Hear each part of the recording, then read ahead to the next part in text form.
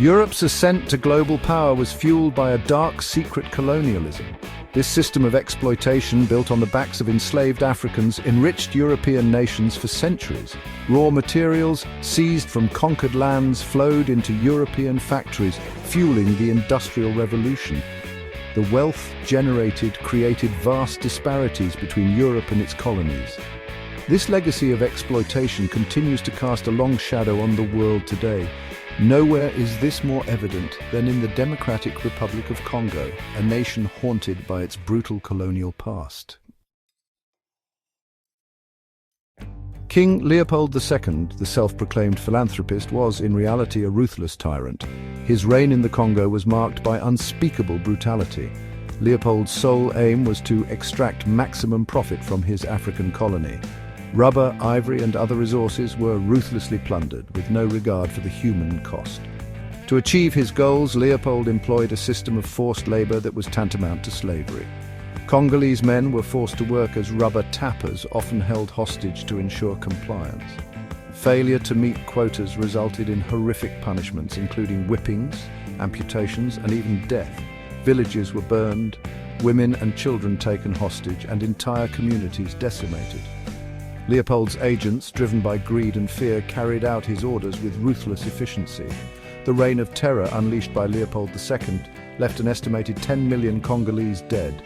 The scale of the atrocities committed under his rule is staggering, a testament to the depths of human depravity. Leopold's legacy is one of unimaginable suffering, a stark reminder of the horrors of colonialism. Leopold II ruled the Congo with an iron fist. He established a private army, the Force Publique, to enforce his will. This brutal force, comprised of Congolese soldiers led by Belgian officers, was notorious for its brutality. Armed with modern weapons, they terrorized the population, crushing any resistance to Leopold's rule. Villages were raided, homes destroyed, and countless innocent people killed. The Force Publique employed a particularly gruesome method to instill fear: the collection of severed hands. Soldiers were ordered to bring back hands as proof of their kills, a macabre system that incentivized violence and terror. The severed hands, often belonging to innocent villagers, became a chilling symbol of Leopold's reign of terror. Leopold went to great lengths to conceal his crimes from the outside world. He hired publicists to portray him as a benevolent ruler, a bringer of civilization to the Congo. Critical voices were silenced, and evidence of the atrocities was suppressed. However, the truth eventually emerged, thanks to the courage of a few individuals who dared to speak out against the horrors they witnessed.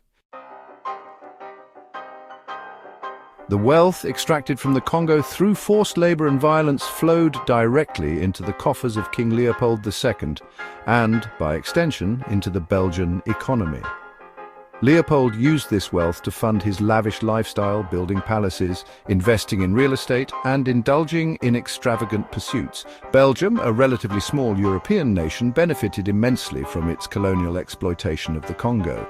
The rubber boom, fueled by the burgeoning automobile industry, proved particularly lucrative.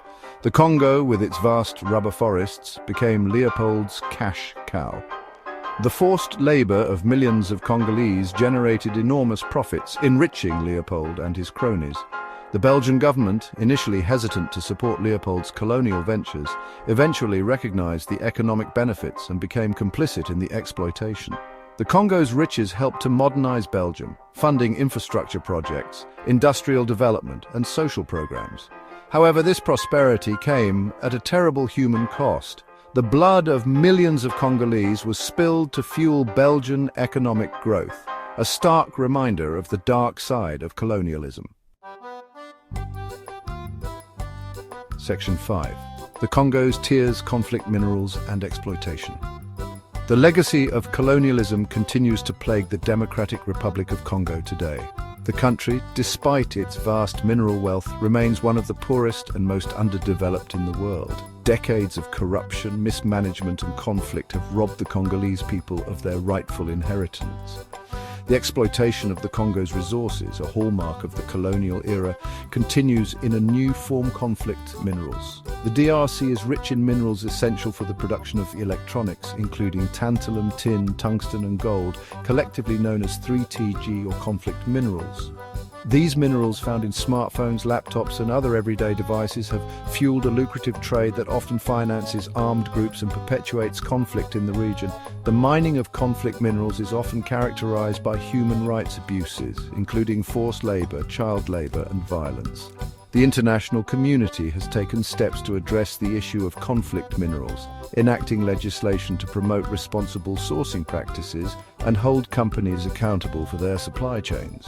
However, much work remains to be done to break the link between mineral extraction, conflict and human rights abuses in the DRC. Section 6: Scars of Colonialism, a Nation Divided. Belgian colonial rule left an enduring legacy of ethnic division and conflict in the DRC. The divide and rule tactics employed by the Belgians sowed the seeds of discord among the country's diverse ethnic groups.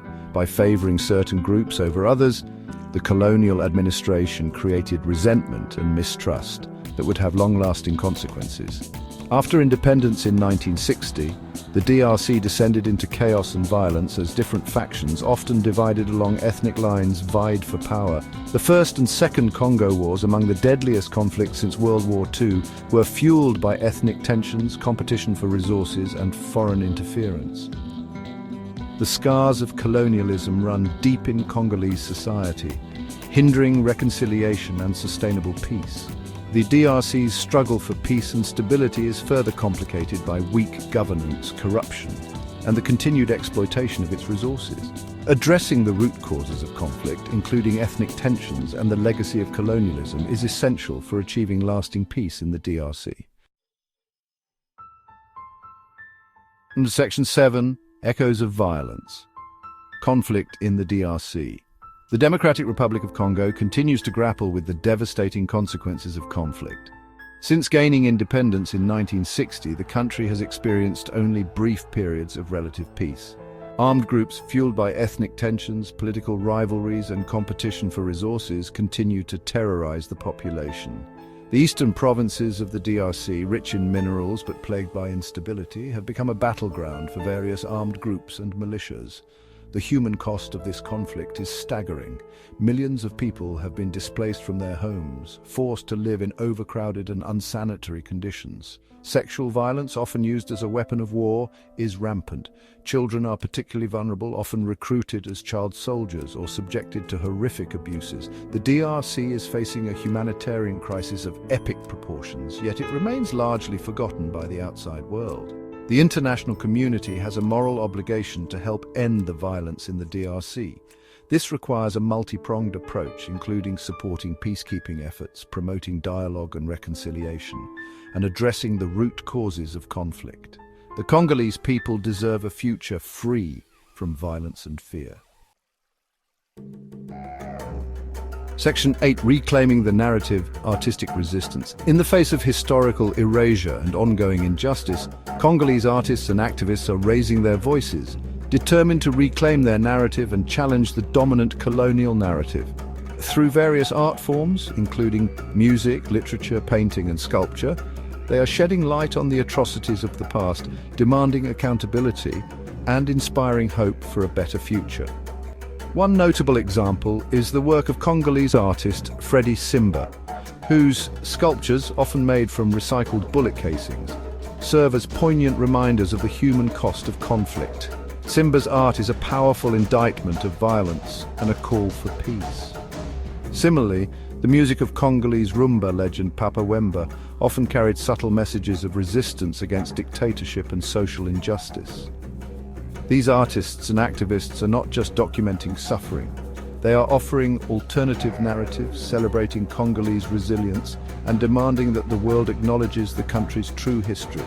Their work is an act of resistance, a testament to the power of art to challenge injustice and inspire change.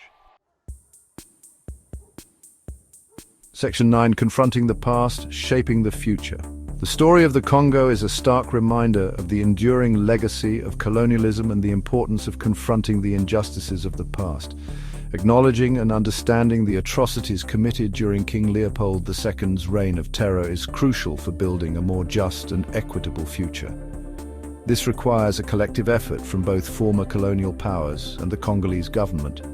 Belgium, in particular, has a moral obligation to reckon with its colonial past. This includes offering a formal apology for the atrocities committed in the Congo, providing reparations for the exploitation and suffering inflicted, and supporting the DRC's efforts to achieve peace and stability. Furthermore, it is essential to support initiatives aimed at promoting education and awareness about the Congo's true history, both in Belgium and internationally. The Congo's future rests in the hands of the Congolese people. By confronting the demons of the past, promoting good governance, investing in education and healthcare, and harnessing its vast resources for the benefit of all its citizens, the DRC can overcome the challenges it faces and build a brighter future for generations to come. The international community must stand in solidarity with the Congolese people in their pursuit of peace, justice, and prosperity.